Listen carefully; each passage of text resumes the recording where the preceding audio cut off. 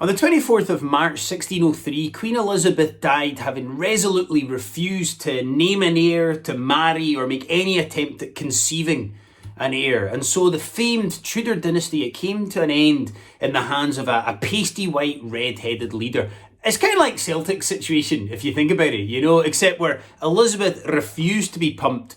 Neil Lennon's quite happy to get pumped every weekend, And so a rider was dispatched from London to ride to Edinburgh to inform James that he was the new King of England. And Sir Robert Carey, it took him 3 days. He stopped in Doncaster and then Widdrington in Northumberland. But that's just because that was his nearest childcare option, And then he rode from Northumberland to Holyrood to check to see if he was blind or not. Like any reasonable person would have done the same thing, And when he arrived at Holyrood, he declared James King of Scotland, England, France, and Ireland. He kind of threw France in there. I don't know if that's like a tactic the British royal family use. I don't know if these wee countries in the Caribbean even know that they're in the Commonwealth. Do you know what I mean? Like someone in Antigua just woke up with the Queen's head in the back of their money and be like, I don't remember agreeing to this. Like, are we in the Commonwealth? Anyway, James, he attended a service at St Giles Cathedral on the 3rd of April where he gave an emotional speech in front of a golden piano in which he took leave of his Scottish subjects who, unlike Kieran Tierney, actually wished him well in London. And James, now that he was King of England, he wanted a union of love between two kingdoms that fucking hated each other. So more like a marriage, basically. But the English, they were concerned that James, being a Scottish king, would promote the interests of Scotland in England, which is absolutely hilarious, because there has never been a Scottish leader in London that has ever promoted Scotland's interests. They needn't have worried, because James was very much of the let's slap a Union Jack on packets of butter and Morrison's and ensure that England's needs are met over Scotland's. The modus operandi of the Scottish Conservative Party, basically. And James, he may have been king of 3 kingdoms now, but there was one part of his Scottish kingdom that he had next to no control over, and that was the Highlands. As a lowland Scot, James looked down his nose at Gaelic culture, and this was 400 years before Twitter even existed. James was mostly proud of his lowland Protestant Scots, until they made a complete fucking arse themselves and they made a UEFA Cup final.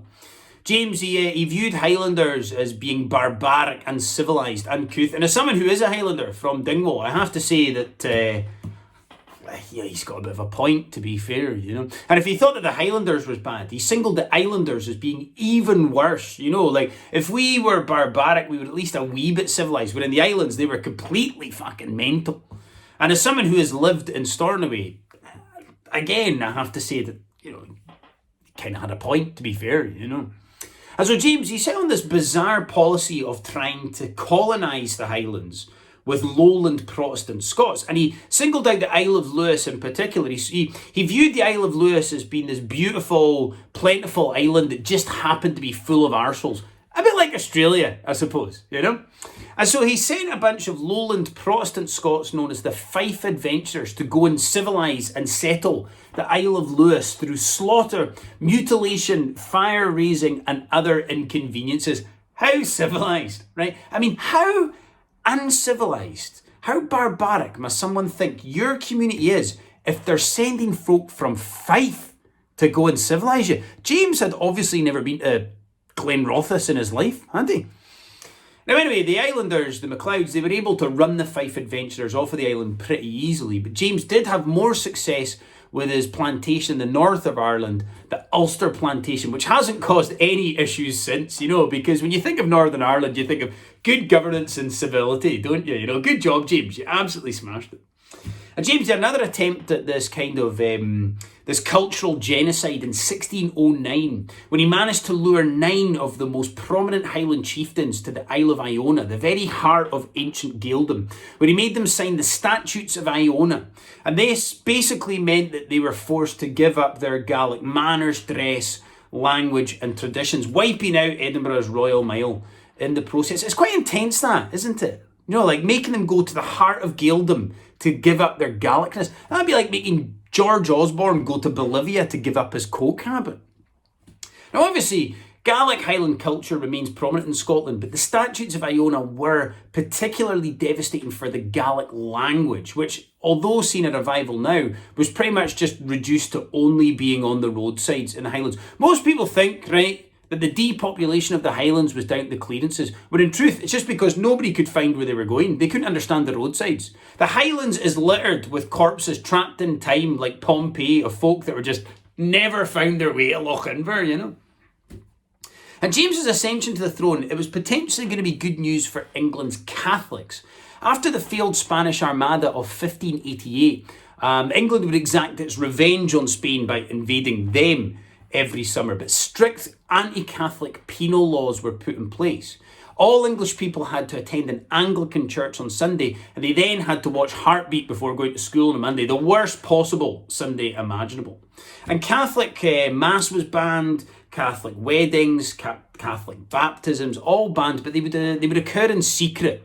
And so many of England's big stately homes have priest hides, where the priest could hide in the attic, kind of like Anne Frank, you know. Although, under no circumstances should you ever hide a priest with a 13-year-old child. That's not a good idea. All right, don't ever do that. And so they were quite optimistic because James had shown himself to be quite tolerant of Catholicism. In Scotland, his mother was a martyred Catholic queen, and his wife Anne had converted secretly to Catholicism. But their hopes were to be dashed. James's English subjects were never going to allow him to lift the Catholic penal laws. Thankfully now, England is a far, far more tolerant place, you know. Unless, of course, you're from the EU, in which case you can get yourself to fuck, right? And so the disenfranchised Catholics, they would try and take their revenge on James through the most famous plot in history, the gunpowder treason plot, whereby Guy Fawkes, or Guido Fawkes, as he went by, that was the Spanish pronunciation of his name that he would use, Guido Fawkes. It's also incidentally what they call Prince Andrew.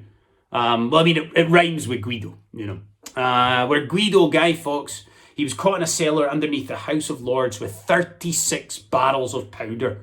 About enough to keep the Tory front bench going for a month.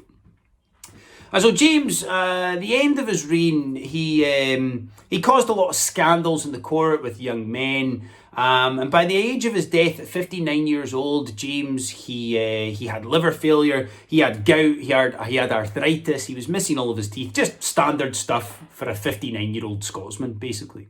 And when he died, his only surviving son, Charles, became the new king of the three kingdoms. And he would undo a lot of the good work that his father James has done. And it's Charles I's reign I'm going to speak to you guys about next time. Thank you so much for listening.